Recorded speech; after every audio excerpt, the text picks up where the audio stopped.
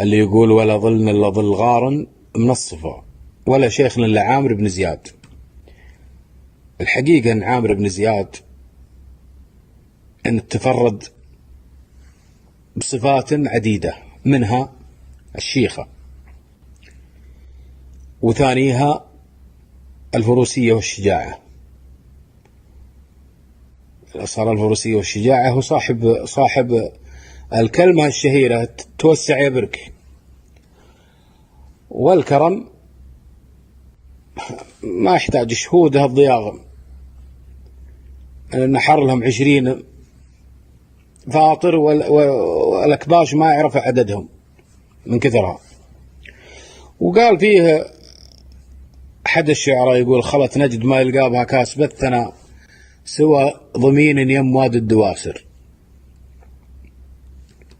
وقصيدة ابن شهوان يقول رحلنا ورحلنا مساس من القسا، زعنا شمال وضعون الذاد، والله ما هو شفنا يوم زعنا ولا هو من بغض وضد طراد.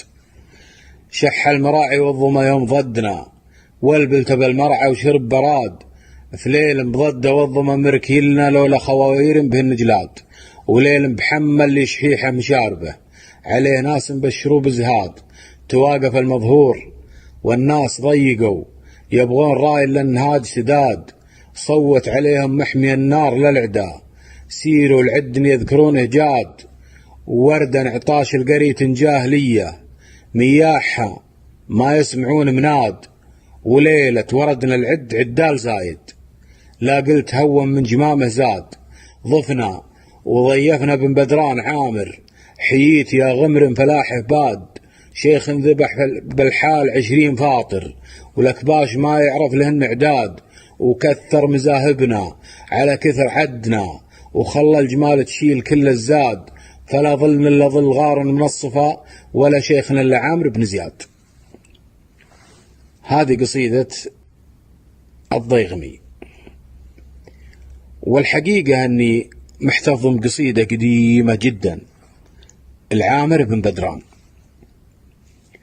مرت سنين وأنا حافظها في رشيفي لي ولنفسي محتفظ بها.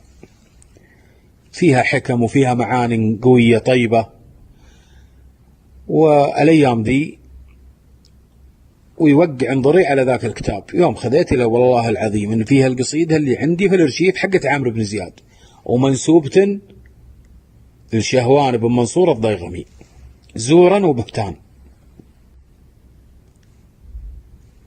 عامر بن زياد يقول ابن بدران لو راس ماله، جواد وزرقا في ذوابة عود، بيته على الأطراف يلقى مشيد إلى ما توزبت تلاع قرود، ولا ينبني من وسط النذل بيته، ولا محفل يلقى براس نفود.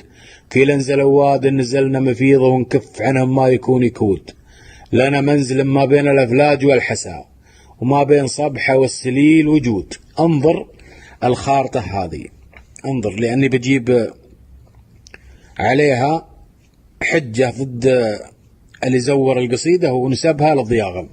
هل الضياغم لهم منزل بين الأفلاج والحسا وبين صبحة والسليل؟ السليل حق نجران، صبحة ديرة قحطان، والأفلاج المعروفة والحسا المعروف. لهم وجود، لهم آبار، لهم مزارع. يا أخي الظلم ليه يهفون حق رجل شهم وكريم وفارس من أشهر فرسان الجزيرة العربية.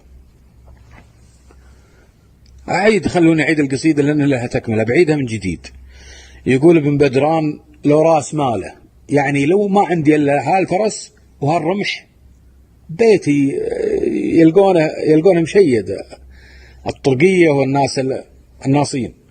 يقول ابن بدران لو راس ماله، جواد وزرقا في ذوابة عود، بيته على الأطراف يلقى مشيد إلى ما توزوا بالتلاع قرود، ولا ينبني من وسط النذل بيته، ولا محفل يلقى براس نفود. في لنزل واد نزلنا مفيضه ونكف عنهم ما يكون يكود، لنا منزل ما بين الأفلاج والحسا وما بين صبحة والسليل وجود. في لسند يبغون الأسعار بلقرة، حدرنا على مثل الغمام السود، كبار التوادي خيرنا من حليبها، غزايز بلا حطب وقود، إلى حافها 7 الخلبات جايع، وبطونها مثل نسور البود، تمنيت حطمات الليالي لعلنا ندرك بها يا ابو ربيع حمود، وإذا صار موجود على قدر حاجة في كل اللي أجاد الزمان يجود، وإذا صار مالك من ذراعك نجدة في شربك على يدين الرجال يكود، وترك المولود ولو زاد بره لزوم الفعل الوالدين يعود.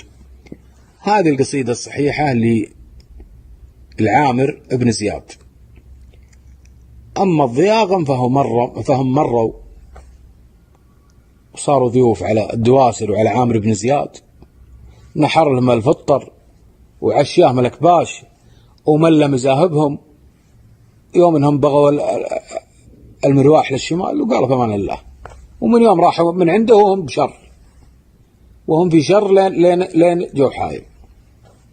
من ضمنها يقول وليل بشقرة فاهقين المشيقر، هذه قصيدة الضيغمي. وليل بشقرة فاهقين المشيقر يوم راحوا من الدواسر، وليل بشقرة فاهقين المشيقر باع الصبايا حليهن بزاد. هديرة خذوا هات الكيل والصاع، يعني في وادي الدواسر ما باع الصبايا حليهن بزاد، هلا راحوا معززين مكرمين. الصراحة جاء لها مناسبة القصيدتين هذه، ولو ان موضوع العنزي موضوع عن مواصفات الدواسر، لكن انا استغليت وبينت الحقيقة هذه، وبينت القصيدة الصحيحة، وبينت التزوير. وعامر بن زياد أشهر من علم على رأس جبل. والسلام عليكم ورحمة الله وبركاته. غالب العتيبي.